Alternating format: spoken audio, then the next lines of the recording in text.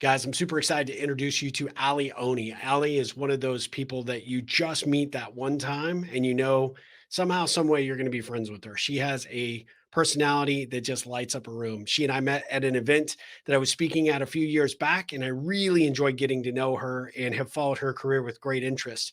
Alli has extensive experience in change management consulting, providing insight to how organizations work. Her consulting career includes work in change management, organizational development, information technology, and business operations. She has an extensive background in this experience, and she's recognized for her commitment to leader development and personal growth for teams and individuals at all organizational levels and on all career paths. She's a really, really interesting lady. I'm super excited she agreed to join us for the Ripple Effect podcast. So let's dive right in.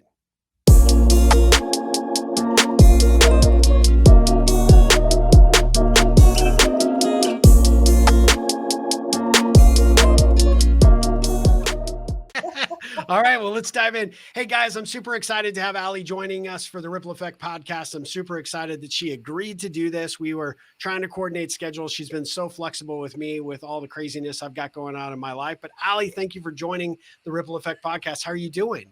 I'm doing great. I'm thrilled to be here, and thanks for the invitation and the opportunity to meet with your audience. Well, of course. I'm excited. You know, you and I were having an exchange on a post that I made recently on LinkedIn, and that's what kind of kicked this off. Like, hey, we should bring this onto the podcast and start talking about these things. But before we dive into what kicked this all off, you know, I'm a really big believer in giving my audience more or less kind of a perspective of each of my guests, kind of the origin story that sort of makes up who the individual guest might be. And so, Alli, I know a little bit about your background and your history, but maybe could you just share a little bit about how you've become who you are today and give our audience a little sense of who you are? Sure. um, so I've spent my entire career in basically consulting, and a lot of that with technology consulting. And I really Yep. fell in love with technology and process and figuring out how businesses do it. And then that brought me actually growing my career organically, to really taking a position and falling into what I call the organizational change management, or my favorite piece is the people side of the house. And I love that. yeah, and what I really learned the hard way is if you want transformation and you want change, technology is fantastic. People are just better.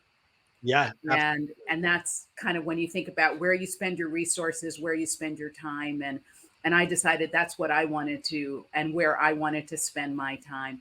And then one of my favorite things, and this is really a shout out to my peers and colleagues, is every time you meet OCM people, everyone's in it for different reasons and they got Sure. to it and on different pathways and everything. But what it all comes down to is we all have some sediment that is this a different version of the same story. And Yeah. it goes something like this. With the amount of time people spend at work, when you change their job, you change the quality of their lives. And we're in it for changing it for the better. Yes. And that's what your organizational change management people do. So they get the nuance, they want to understand the nuance of what you do, and they understand how important people are in that process. So that's kind of where I am from a professional perspective. And one of the things I'm most proud of is it was a really organic pathway there. I started out Yeah. in technology, I started out in development, and then I was curious about people because they kept messing up my beautiful systems, and I needed to get to the bottom of that, I love you that. know.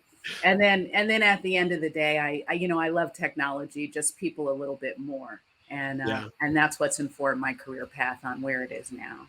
Well, so let's unpack that a little bit. So when you first got into that career path, when you say development, was that program development? Were you actually a developer in the code world, or what does that exactly mean?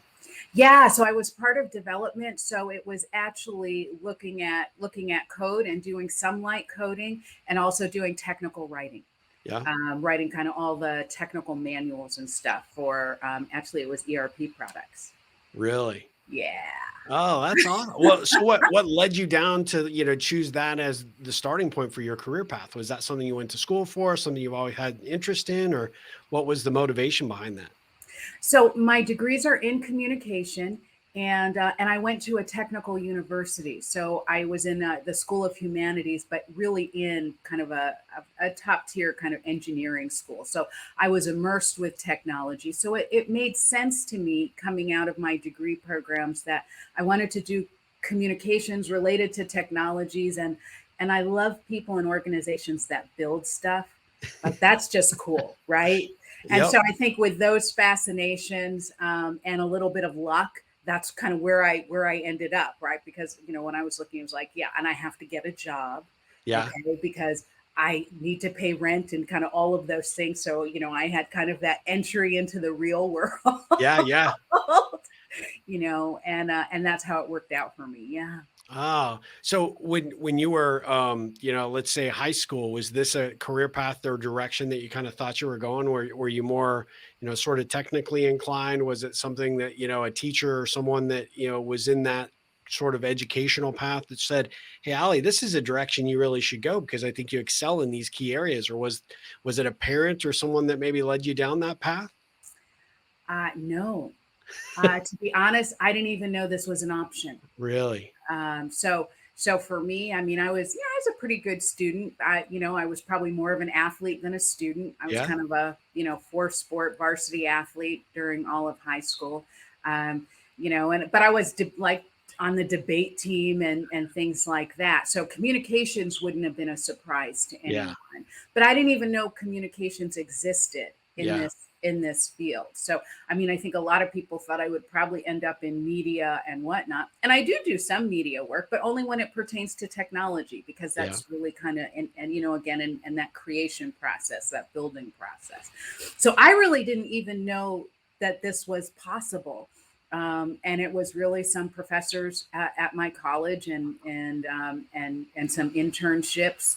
I had an amazing internship at IBM where I worked as a technical writer, and it's great because you get to go through every step of how they build whatever product you're working on. So Yeah.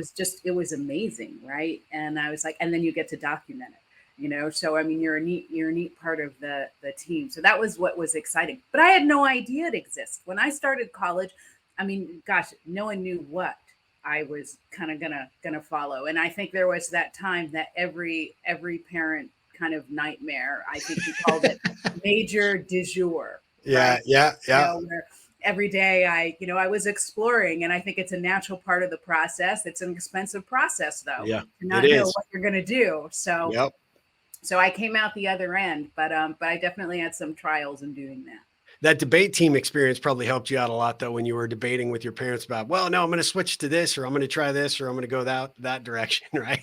Yeah, yeah, right. Just like my sister-in-law always said, she goes, "I always wanted a child who can think for themselves, and then I That's got a child who can think for themselves." yeah, careful what you wish for sure. Exactly. Be careful what you ask for. That's awesome. Well, you mentioned IBM. One of the episodes that I did earlier this year was with a good friend of mine, Sylvia Acevedo, and that was Hmm, she actually became the CEO of the Girl Scouts. She was a rocket nice. scientist, literal rocket scientist Yeah. with NASA. She's had a wide, diverse background and experience, but IBM was one of the areas that she really excelled at because it gave her such a wide avenue for pursuing different opportunities. And she's an engineer by trade. And so that was Mm, certainly a natural fit for her. But one of the things that she was quick to say was that IBM becoming one of those great environments to really encourage female, tech oriented individuals to really excel and pursue those as career opportunities. Was that your yeah. case as well? Or Well, so I have a really soft spot in my heart for IBM because it was one of my first true professional experiences.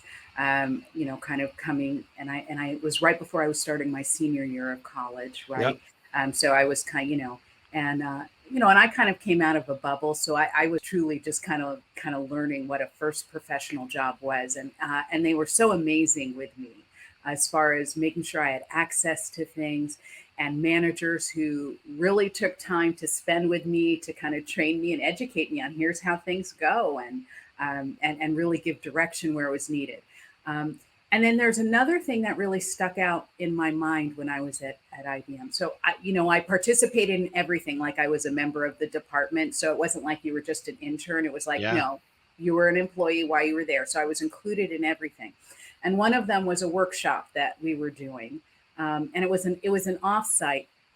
And I always remember that consultant highlighting this. She said one of her favorite things about working at IBM is the level of diversity that they have. Yeah. And she had everyone line up from number of years they'd been with the organization. Okay. Now, obviously, I'd been there something like a month and a half, so I'm the You're at the starting end. place of I was one side, Yep. and then there was kind of this line, and then she kind of reorganized as far as management.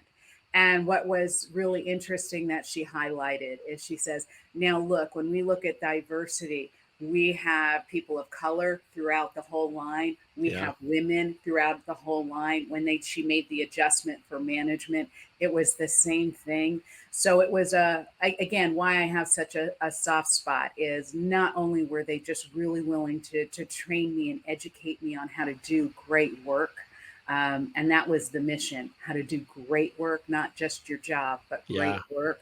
Um, they gave me an environment where I really believed anything was possible for me. Oh, that's You know, great.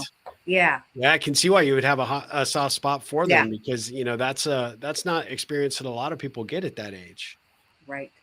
Yeah, that's great. Walk us through a little bit. So when you sort of realized that, hey, in the development space, that really wasn't what you wanted to do, and but you recognize that you have communication skill sets in your background, and you're an effective communicator, and you've got this sort of fascination with how to get people to play nice in the sandbox and work better together towards the common mission.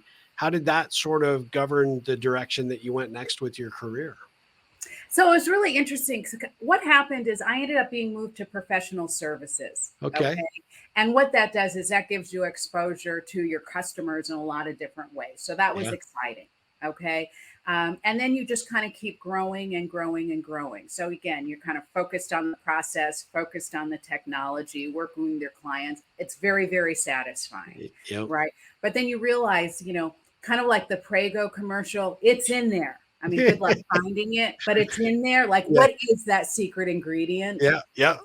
And I kind of came to the conclusion, and all the research backs me up. It really is people, right? Yeah. You Oh, know yeah. what? It's that guy who, stays up till midnight, processing last minute requests. Yep. It's that person you didn't know that kind of does these particular things, in your process, right?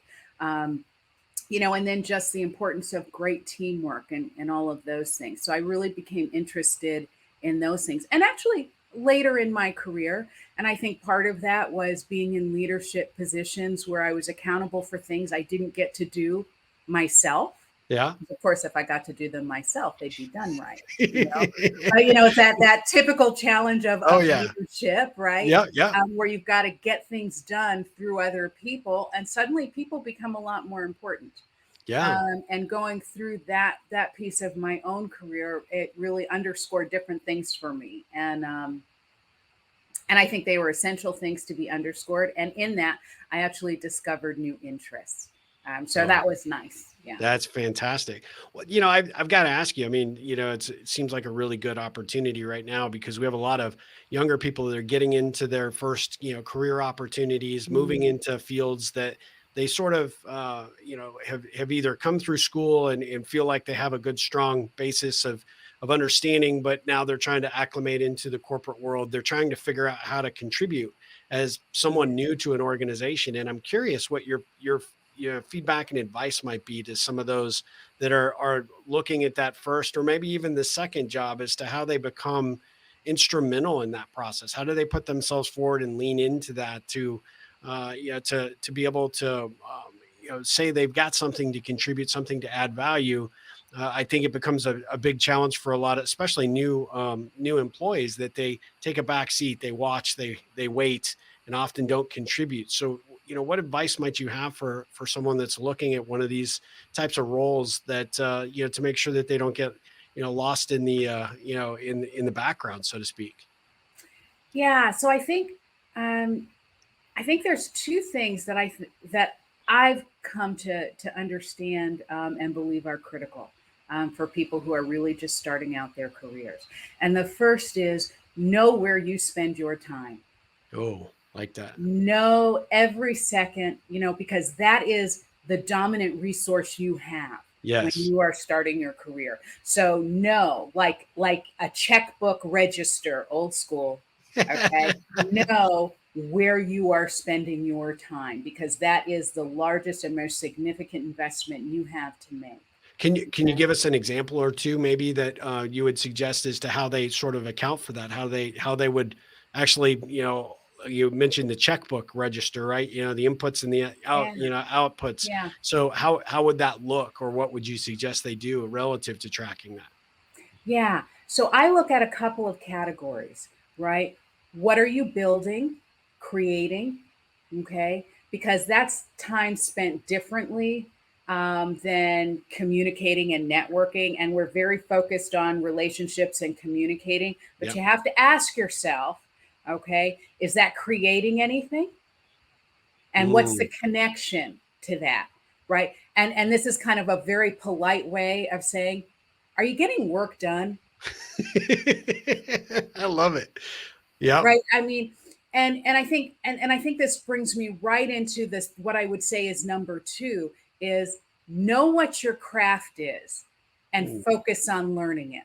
Oh, that's You know great. what? Your first 2 or 3 jobs, you are learning your craft. Yep. Everyone's focusing on leadership and communication, and those are all important things, but they're valuable when you have something to lead and the capability to lead. They're valuable when you have something to communicate. Okay. Mm. That's what you're doing in your first few jobs. You Yeah. are learning your craft. Okay. And I think we've stopped stressing that, Yeah. I think, in many environments. And so I think that's a key to success. And you'll see people in their first few jobs when they really focus on where they're spending their time, knowing what their craft is and learning it and really exploring it. And then suddenly it's like a switch goes off, okay? And then you start seeing kind of those really big and larger growth steps, Yeah, right? that's Where you're that's able great. to Yeah. take on more responsibility. And what you do, and what you do in the first 2 or 3 years, really is it's the baseline of your career, right? Yep. Those are the years that matter. Those are the years where you really typically are learning the most. Okay. Those are the years where you're at a point in your career where the most people will invest in you, Yeah. right? If you come to it with the right kind of attitude and willingness. So I think those are the two key pieces of advice. Well, that's some great advice. I really love that. One of the things that I wanted to ask you, because you've done consulting in a lot of different environments, right? Yeah. And oftentimes, do you find that it's, especially if it's someone this is their first, second, or third job, they're still struggling to, sort of self-identify that they've got those skill sets? What do you recommend relative to making sure that they, as they're honing and learning that craft, how do they get active and participate as part of that ongoing conversation? Do you recommend that they sit down and have one-on-ones with their managers regularly, not just between review periods? They, consistently ask for feedback and input. What do you recommend? Yeah, so I think one of the challenges in our kind of in work environments today is that we have multiple generations in the workforce that operate completely differently. Yeah. Okay? Right? And have very different philosophies. And in fact, even have different tool preferences. Yeah. That's Okay. very true. So I mean, so there's a lot of kind of integration that way. And so for people kind of for younger generations in the workforce, so one of the things I would recommend is feedback's really important. Okay. But measure the quality of feedback. Mm, So more feedback isn't more valuable. Okay. So I can tell you every week feedback, or I can look at your performance after a quarter when we actually have enough data to yeah. look at patterns and to look at things. So I would say take a more kind of data driven, but be able to manage your career short term, midterm, long term. Yeah. And you're at a point in when you're at the beginning of your career where everything really should be aimed at the development of mid and long term, Yeah. right? Yep. This is Yeah. the building point that you're Excellent at, point.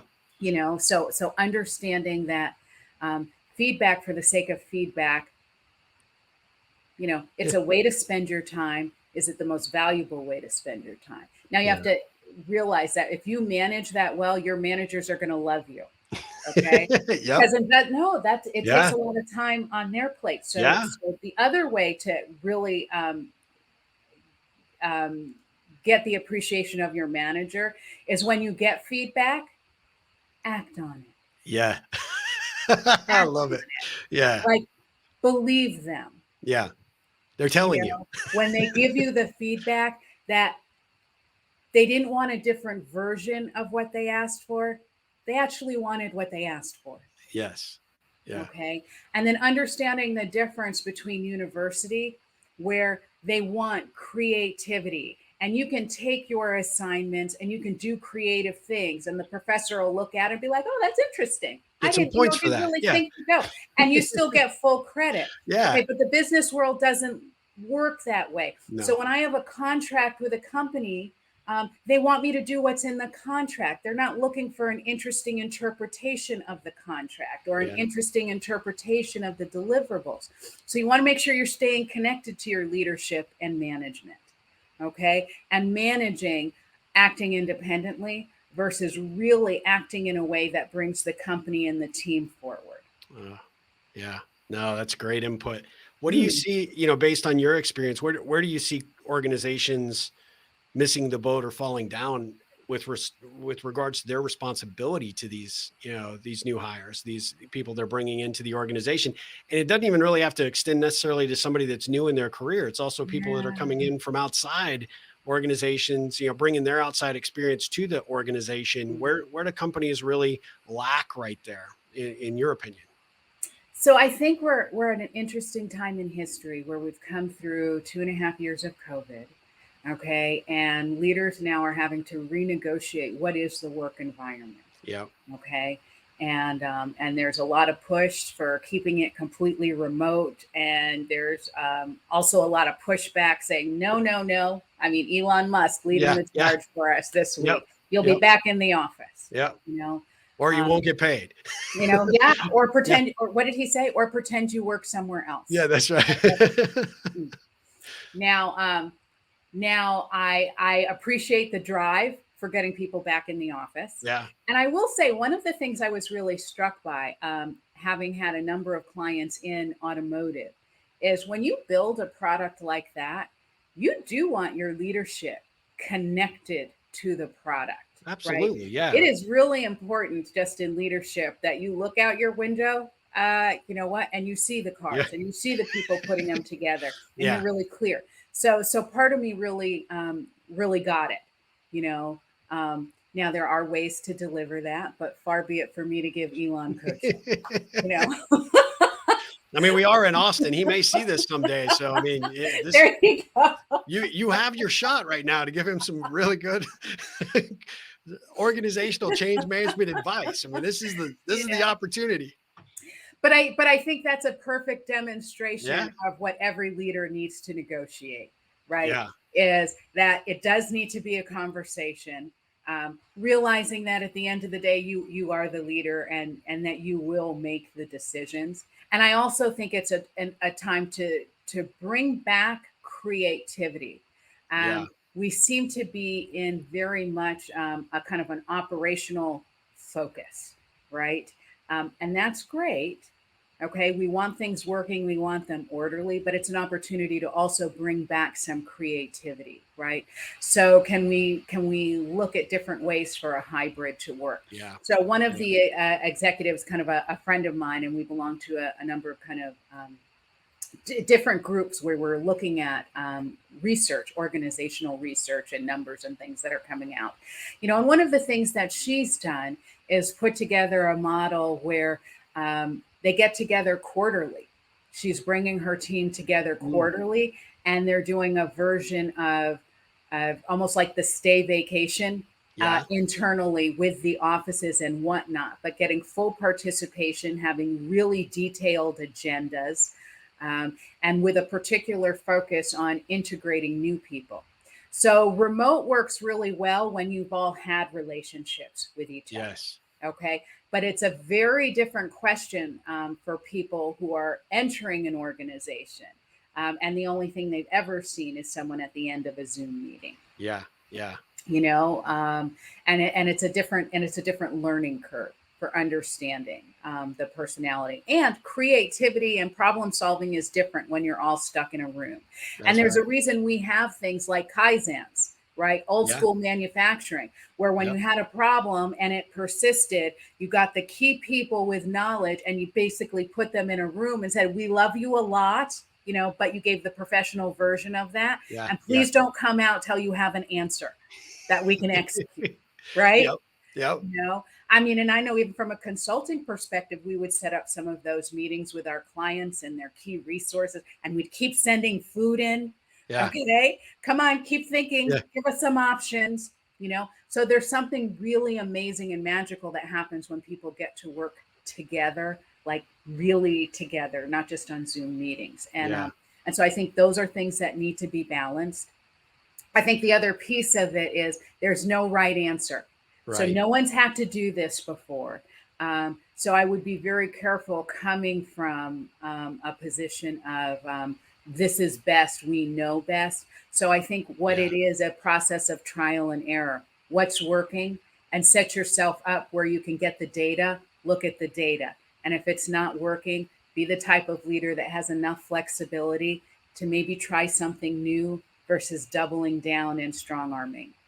Yeah, well, you touch on something that's really interesting to me is like, examining the data. How would you suggest an organization that's maybe, middle tier organization that Mhm, really is struggling with this new work environment, mhm. and they're open to the hybrid situation, or they're open to trying some things differently than they were doing, we'll call it BC, before COVID, right? Yeah. This entire environment has shifted and changed. How do they go about collecting that data so that they can make an informed decision? In your opinion, how do you go about, determining that? Because, from a and I often say I'm not a smart man, so I look at everything from a very simplistic perspective. And a lot of organization leaders tend to only look at, well, are we profitable? Are we hitting our deadlines? There's the performance elements, and those are critical and important, but there's other data points that have to be taken into consideration as well. How do you look at that from the role that you play, and how you advise and guide, organizations that you've talked to in the past about how to adapt in this new environment to actually A, figure out what those data points are, and B, then how to apply them? Yeah, so I think there is a like a gold mine of data out there, but I think part of it is how do we access it, right? It's not Yeah, where we yeah, think it is, and I think part of it is looking at your supervisors and your managers and saying, what have you done differently to measure performance over the last 2 years? oh, I like How that. did you know what was working on your Yep. teams and not working on your teams? Because I would venture to say 9 times out of 10, there has been some adjustment between what they did when they were sitting in offices together versus what they've had to do with COVID. Okay. And during a complete kind of remote environment. So, how have the indicators changed with you just managing your team?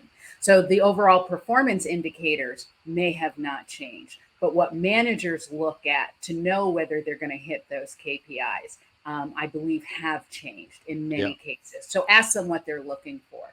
I think the other piece is asking employees kind of monthly, maybe even quarterly, getting some surveys out there and different methods. You know, there's Sure. tons of different methods, but asking them kind of through. I always like the three up, three down. What's working, what's not working, and then ask the question: how do you know? Because the how do you know tells us how to get there. Yeah.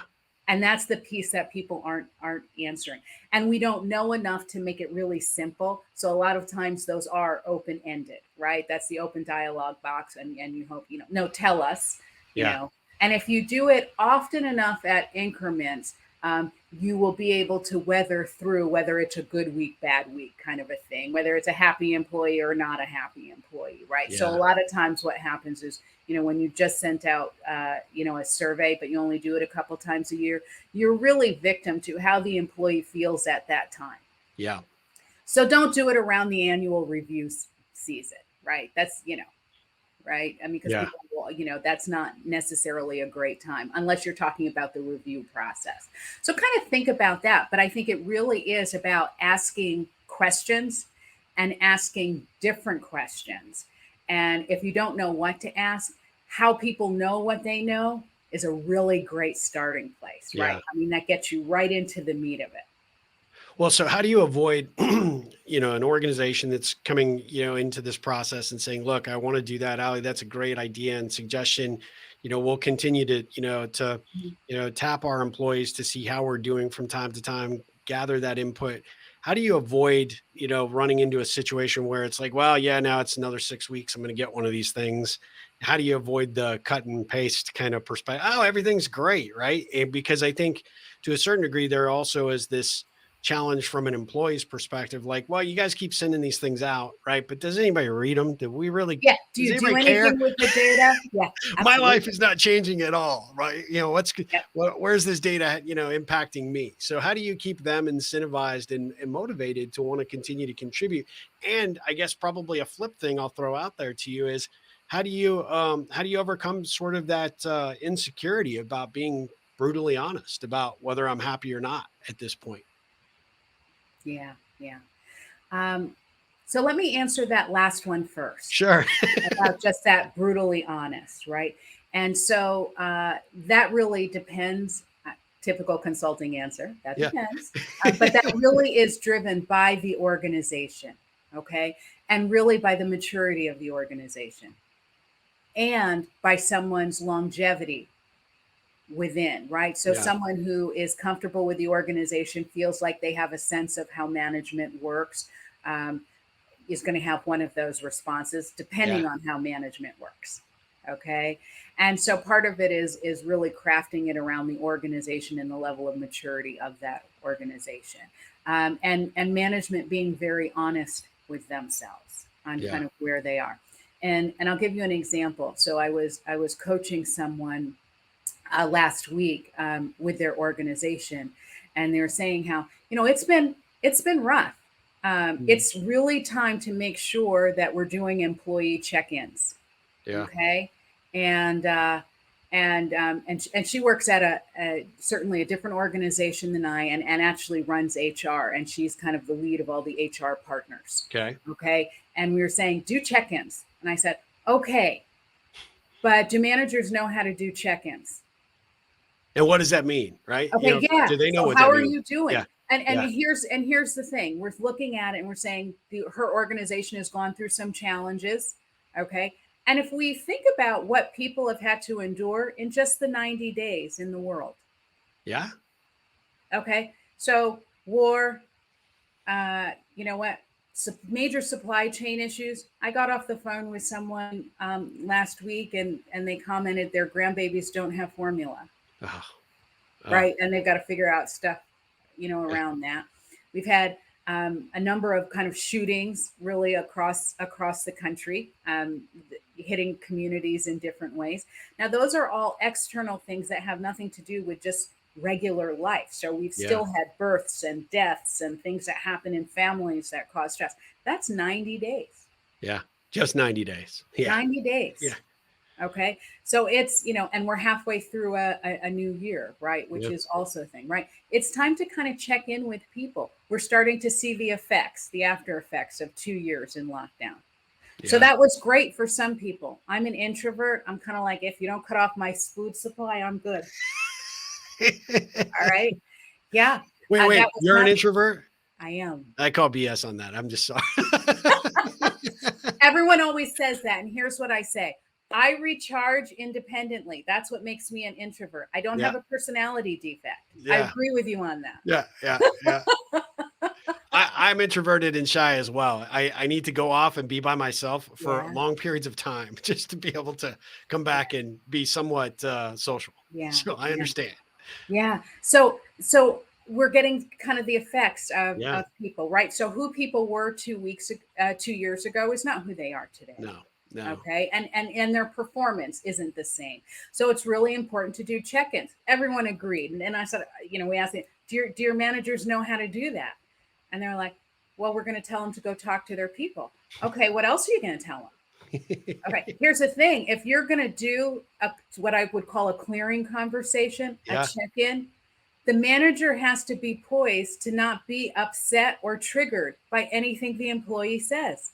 Yeah. You are giving them a card to say anything that's going on, whether it makes sense or not, whether it's company related or not. Not all managers are ready to do that. And they're human beings that have all the same stuff going on. Yeah. Right. So Yeah. it's understanding the maturity of your organization, and maturity not as a judgment, but truly about where they are from a skill acquisition and where the organization is from a structural build. Like, do Yeah. they have the structures in place to really support managers being those people who can do that? Right. And after the discussion, it was kind of like, yeah, so we're not going to do check-ins that way. We're not Right. ready. And that Yeah. was but that was the appropriate thing, Yeah. right? So every organization's really got to figure out where they are on the maturity model, okay, related to their management. Um, and there are other ways to, and you can figure out other ways to kind of reach out to your employees. But I will say, and I think this is a particular point in leadership, in time in history for leaders, to really think through what is their relationship to employees. Yeah. And we say employees are the most important thing, and we say, our most important assets park their cars in the parking lot and ride the elevator up and down when they come to the office, but now's the time to act on that, Yeah. Yeah. you No, know. that's great. So, how have sort of this shift in the work environments, affected folks that are concentrating in the area that you do with this organizational change management? On one hand, I think, man, it's got to be fertile ground because everybody is like, we don't know what the hell we're doing. I mean, we we need to figure this out, and there's change afoot. Regardless, you've got the news reporting we've got this mass exodus of employees and talent, and not Mm-hmm. everybody that puts out a job posting is getting an overwhelming response because a lot of organizations just, candidates aren't coming like they once did. And yet at the end of the day, you're also trying to embrace this new environment that managers who, like you said, may have managed or, handled their business one way pre-COVID now are having to adjust and shift Yeah. as we are figuring our ways as to what this next phase of our business lives are. So I gotta imagine it's been a really unique and interesting opportunity for someone that's in your role. Yeah. um, so yeah, so there's two pieces to that. So the first off is I want to acknowledge is that my teams and the resources that work in my organization, they're people too, Yeah. and they're experiencing all of the same stuff, Yeah. okay, and have lives and families and all of that, and have all the same stressors. So I, as a manager, have been trying to get really focused on how my people are, and what some of the things that we can do and look at, and all of that. And then there's tremendous pressure because organizational change management comes in really on large scale projects. So you never really Yeah. hire consultants to do your easy projects. So they're always kind of those front and center, most critical projects to an organization. So there's an awful lot of pressure to deliver for our entire teams, Sure. not just our practice area. Uh, and so what we do find is that OCM folks have a tendency to be the people that everyone goes to tell what's wrong, what's not working, and often that can become very, very overwhelming. Yeah. Okay, kind of having that avalanche of kind of need coming at you, and at the same time, you've got KPIs that you need to deliver. Okay, and they are highly measurable, despite what everyone thinks. They are highly measurable, right? So there's no hiding. Yeah. And so that's really something to balance as well. So what I would say is, we're a human team like every other team, and we are struggling in the way every other team is struggling, and we're having the same kinds of successes, and we're having the same kinds of challenges. Yeah. And we're figuring it out too. Now we're using the skill sets we have, but I always joke and said I never wanted to be the change management person who says change is good, just don't mess with my stuff, right? And I'll tell you, lately it kind of feels that way. I go, I know Yeah. change is good. Stop messing with my stuff. Yeah. Please Yeah. stop messing with my stuff. I kind of assumed that you had the, sort of the pass on anything changing in your all's worlds because, you guys sort of are the gurus, right? So Yeah. who's messing with your stuff Yeah. in your world? Well, look, our technology's changed. I Yeah. always laugh and I said, I'm good till you start messing with my email. I mean, that's the thing that will send me over the edge, Yeah. right? Yeah. Because it's such an important tool. Here's one of the things that I think is one of the most important tools when we're dealing with the scale of change and change fatigue. Yeah. Okay, that every organization's face. Be willing as leaders to say out loud what's not working. Mm, Be willing to say what's been hard, and we know it's been hard, and be willing to say, and we don't see an end to that yet, and we're working on it.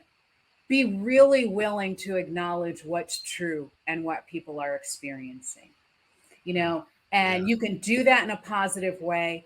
And you can do that, surrounded by the things you're putting in place and the exploration on how to get to a better place and the things that are happening. But at some point, you know what? It is great when leadership can really acknowledge the reality of people's situations, the employee's situation. Well, that sense of vulnerability when you hear it from a leader that says, "Hey, look, I know things aren't going the way we Yeah. expected them to go, or these last few years have been way more challenging than we ever expected, and we don't really know when things are going to get back, on course, or will they ever go back to what we thought they were before COVID?" But Yeah. there's something very empowering for employees to know that we're not hiding from it, that we Yeah. acknowledge it. We don't have all Yeah. the answers today. We Yeah. don't really know all the right things to say to make everybody feel super confident because we Yeah. as leaders aren't maybe confident about what's going on, And no but one's we're done in it this before. together. Yeah. Yeah. I You never know? done it before. Yeah. I love that you said that earlier, and that's absolutely true, and don't hear that enough from enough Yeah. leaders right now And that and the reality is that is a great way to enroll, yeah, re-enroll your organization. So when I that's send so that important. survey around Yeah. and when we do that pulse check, help us. Help Yeah. us. No one's done this before, Yeah. right? And No. what's great, what's right and great for your organization is not going to fit the organization next door Yeah. potentially. What's right and great for your department might not be what fits for other people's departments, you Yep. know? And so it's again this great conversation where you can kind of open it up and re enroll people and giving the feedback. And then I will say this, and then as a leader, you are responsible for acting on the feedback. Yeah. Even if it's we got a lot of data, we don't know what it means yet. Yeah. But we're People working on it. understand that. Yeah. People Yeah. understand that, right? Yeah. But it's just kind of doing that reconnection. So we always say there's messaging and then there's communication. And the major difference is messaging is one way, Yeah. communication is two way, Yep. Yeah. you know? And so one of the things when you're looking at your communication plans and you're looking at all your messaging, how do I know this is working? And you need to figure out what is the channel that people have to give you data that will tell you whether it is or isn't working. Yeah. And do they know what that is so they can provide that information? And I think that's just a question on top of all the other things our leaders and managers do. So this isn't a dump on leaders and managers. Like we're all trying to figure it out with all the things we have to balance on our plates, you know, Yeah, and there's no right answers yet. and I there's no mean, right answer. Yeah. the Yeah. data's guiding and directing some direction, right? But at the end of the day, we still don't really know. It may be years before we actually know, did we do it right or did we do it wrong? But sort of being willing to, own up to that situation, that we're figuring it out as we go. We're building the plane as we're Yeah. flying. Well, and um, that right for right now might not be what's right 2 weeks from now. Yeah, I like Okay. that. So there's no one right answer forever or for a long, and I know, and we want one, right? Yeah. People are tired. We want Yeah. one. It's Yeah. like if I get it right for, I should at least have the luxury of that being the right answer for at least 6 months. Yeah. And that's probably not the case. Have you been in a situation yourself where, we start down one path in a few weeks or a few months later, we realize, nope, we've got to make the strategy shift. We need to adjust. And then, how have you handled that communication back to the team, when it had to happen? Because like you said, we do become creatures of habit. We want to know with certainty what we're doing and how we're doing it. If I've got to hammer on this widget with this exact same tool every single day, I need to know that that's what I'm going to be doing 6 weeks and 6 months from now. And nope, actually, we're adjusting the line, and we're giving you a bigger hammer and a different widget, and people freak, And so, how have you experienced that, where you've had to make that kind of midstream shift, and then how do you communicate that when it does happen?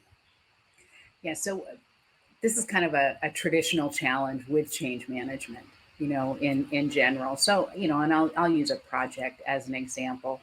And we do things that I'll do one deliverable in particular when we think of readiness surveys. Are people ready to adopt a new technology? And we get a bunch of feedback, Yeah, and then we have to go back to leadership and say, here are our recommendations, right? And maybe it's so many people took the training but haven't logged into the system. They're not ready. yeah, yeah, So many people didn't take the training. What are, so one of the things though that's so essential in that process is not just having a list of the challenges, but also being able to make really strategic, a combination of strategic and practical recommendations. You need recommendations that are both, and your leaders will know this is where we need to kind of apply the more tactical or practical, and this might be an area where we need to be more strategic, but you've got to provide options in kind of both flavors. yeah, Okay, when you're thinking through that, and then it usually ends up being kind of a formula when you look at kind of all the things. And then I think it's really great when leadership can say, hey, you've identified these 6 problems, be very clear, we're only fixing 3 of them yeah, in the next year or the next 6 months. Okay. So we've heard you. We're not ignoring it, but right. there's limited resources, it's priorities, and then be able to give the why. And so much of this comes down to doing what we already know how to do, but it's really about clearing the space and reprioritizing it. Okay. There's kind of what I call the COVID noise. Yeah, Okay. And it's like, okay, so we still have to do the things we've always known. We're just doing them a little bit differently, yeah. but we're doing the same things, you know? So can you clarify the COVID noise though? I like that phrase, but I want to make sure my audience understands exactly what you mean by it. Yeah. So teams aren't necessarily co-located, right? Yeah, And so when you think about how you need to communicate, A, to build relationships, B, to pick up on nuance. So you have to have a lot more communications and things like that to yeah, really to get clarity around things. And then there's a lot of things that kind of come through when you have these large Zoom meetings and things like that. There's a lot of things that people are channeling that are just unintentional or unrelated, that are kind of coming in that would be easier to distinguish if you were all in the same room or you were sure. sitting in a conference room with one another, right? Yeah, And so kind of the online, there's a different set of what I guess I would call discernment skills, yeah, but skill number one is getting the data. Skill number two is, or the will to sort through it, and yeah, then like, what are the patterns? you yeah, know what are people really telling us? you know and then people are still people, right? And they've got their agenda. So, is this real? Is this yeah, someone working their agenda? Which doesn't mean it's not real. It just means it's not, it's an agenda that's different than mission, yeah, okay, for the project, and that doesn't go away. yeah. right? But you've got to just, you still have to discern that, right? So, our data is coming to us differently, Yep. and the agendas are still there. Yeah. And so kind of agenda management is I think a thing. Well, like you said, I mean, I think at the end of the day, I mean, with this new change environment, right? You Mhm. have to be willing to approach that work, especially if you're in leadership, to be adapting into an understanding and appreciation for the data that's being collected, because the environments have shifted so dramatically. And yes, there might be some semblance of it coming back to what we used to call normal, but they're really never going to probably get completely all the way back there, right? And you've got to be willing as a leader to say, okay, we can't just go back and say, gosh, I wish we could wave the magic wand and go back to, pre-March 2020 and, everything be back to normal. It just won't be. We're going to have to adapt. We're going to have to adjust, and we're going to have to be willing to change, not only as individuals and what we bring to the job, but as an organization or a department and our leadership team. So one of the things I think is really interesting these days is we keep talking about kind of the new normal, what's normal, kind Yeah. of going back, and our environments have always been dynamic. Yeah. Now, I will say, I mean, we've put that on a whole new scale. Hmm. Okay, Yeah. absolutely, in the past couple of years. So I think we have to look at what is it that we're measuring? Because I would argue the design of human being hasn't changed It hasn't changed at all. since Nope. 2020. Yeah. Okay. So I think if we really get back to what we know about how human beings operate and then start, and this is what they've been having to react to, right? But human beings still run agendas. Human Yeah. beings still need to be successful. Human beings still need human connection. Okay. I think if we really keep focused on kind of the design of human, um, and then look at our audience analysis and our organizational analysis from that perspective, and then I think what we find is, yeah, actually, we're pretty normal in Yeah. extraordinary times. Yeah. Yeah. you know but as far as what guides us on what to do next, I think it's going back to that perspective, right? Because human needs are the same. They're just they're at a, I'd say, a different volume level, because of everything that's been going on in our environment. I love that. Gosh, I could talk to you for hours, because just everything you are dropping is just solid knowledge nuggets. I mean, it's really, really incredible. I'm so grateful that we had this opportunity to have this conversation, and we're definitely going to have to probably have a follow-up one, because I There think you this is go. going to spur some great reaction from my audience. So if you're tuning in on the podcast platforms, I highly encourage you to go to my YouTube channel so you can see the video, because when you see Alli and how excited and just into what she's talking about, it's truly inspiring. I'm getting to see it, and I'm completely overwhelmed by just how great you are, and just what a very powerful perspective you've got relative to all the work that you're doing. So I think that's phenomenal.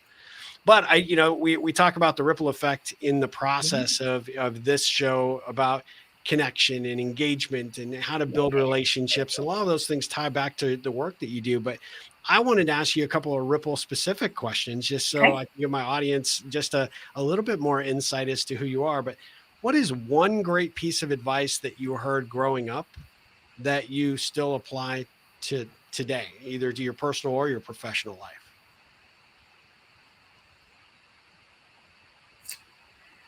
Oh, there are a couple of nuggets. um, I figured you might have more than one. So, yeah, there are a couple. Um, so one is, I really do believe in the enjoy what you do, yeah, and I think that's particularly important at a time like this in history, when we kind of look at what people have been through for 2 years, and we're looking at part of the Great Resignation. A big driver in that is people have really had the opportunity to look at their priorities. yeah, I can't tell you how many parents have been kind of reintroduced to their kids, yeah, and suddenly they're not willing to go back. yeah. Yeah. and are making very different choices, you know. Um, and so in that is, I think, you know what, doing and finding what you like to do. And it doesn't have to be forever. It can be just kind of right now. Because I think the things that we're good at are the things that we're kind of meant to do. Yeah. Okay. And I, in the grand design of things, I sit there and I think, you know what, if this is what I'm meant to do, I would never be bad at it and it would never be hard for me. Right. If this is Yeah. what, I'm designed to do. Right. So I definitely encourage. And I do that in a skeptical way because I say, still pay attention to the data. Yeah. Like what's the data telling you? Because it might be the right thing and the wrong method, Yeah. So always keep gathering the data, you know. Um, so my friend, kind of my bestie, had this T-shirt made for me. Okay, and it's so how I operate in life, and it Yeah. says, "Talk data to me." I'm learning so much you about know, you today. Yeah. yeah. and and I really do take that approach. I think the world does give us the information we need to correct and course correct. And I think if we're responsive, then we can make small adjustments, which are always easier than big adjustments. Large corrections are hard, and it's one Yeah. of the hardest things we can ever do because we have a tendency not just to correct but to overcorrect, Yep. and then we end up in the world of the pendulum swinging, Yeah. which is distressful. Yep. Yep. I might have made up a word there, distressful. I mean, so that's I like it. lots Let's go of with it. distress. Okay. It sounds like she needs to print up Yeah. another T-shirt for Yeah. you. Yeah, I might. I might. Talk to me about distressful. You know. Um, Talk about a conversation opener. Yeah. And so, you know what, I come from a family of kind of engineers and scientists. So, kind of data.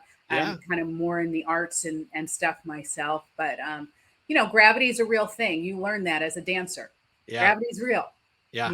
Yeah. So get the data. Keep looking for the data. Even when you think things are great, look for the data. Look for the data. I love it. I Yeah. love it. So another ripple question I would Yeah. ask you is if you're not doing or if you weren't doing what you're doing now professionally, what would you be doing? What would I be doing? I would have the largest dog rescue on the planet. Yep. Really? Oh yeah, absolutely, absolutely. Is that something that you do now? I mean, do you, have any interest in that now You or know what? I do have interest, and I yeah, do volunteer and whatnot. When I can, and I do need to find more time, for that. But I would. I I oh, that's I love awesome. and adore animals, Yeah. and I'm, on a personal level, I'm a big believer that if we're shepherds of this planet, then you know what? Let's make room for our animal counterparts. Yeah. I love it. I love Yeah. it. That's a great answer. So, what would be, do you think, the best thing a client, colleague, friend, or family member could say about you? Um, mhm. You know what? And I feel like I'm pretty lucky because I feel like I do get this compliment a lot, and Yeah. she's committed Oh, I love that. because I believe commitment is what wins. Yeah. No matter how many times you might have to, take a shot at it. That might even be a line in a movie. The most committed wins, and I believe it. If it's not, it should be. I agree. Well, two last questions. One, Yeah.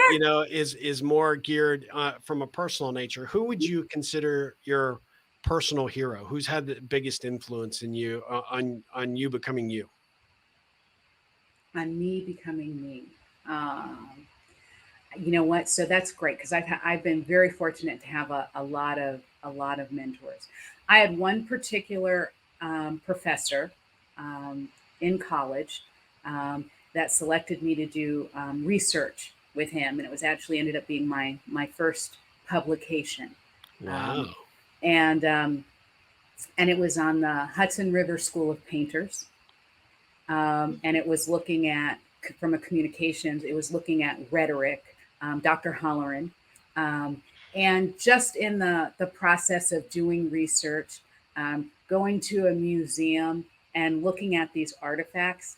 And so for me, it's something I think about and reference a lot. So I got to read like the handwritten letters of, like when we didn't have email, Yeah. that took like, half a year to get to someone, but all these handwritten letters and journals and all Wow. the writings, right? And so to see someone's life written by them in their own words was a powerful, like just powerful and moving. Um, and something I don't think we're going to capture the same way. And Wow. I do ask myself if people were going to put my life together based on my emails, you know, I don't know that I'd have that warm, beautiful feeling that I Yeah. had after Yeah. studying Thomas Cole. Um, and again, it's a great reminder that the design of human is the same. But I also love is we're meant to find meaning, and Ah, that comes in different ways. And so again, that was something that was very very inspiring. But I also got to work with a professor and a leader that was able to guide and kind of give freedom and encourage my curiosity to do something I would never have done. right. So Which it was is, a really great. clearly had an influence on you, and that's Yeah, kind of how you approach your work now. yeah, I yeah. love that. I love that. Are you still in contact with that professor? I haven't been in a long time. I'm gonna have to check in now after this Well, yeah, so conversation. when this goes out, we're gonna have to share it with them. There So, you go.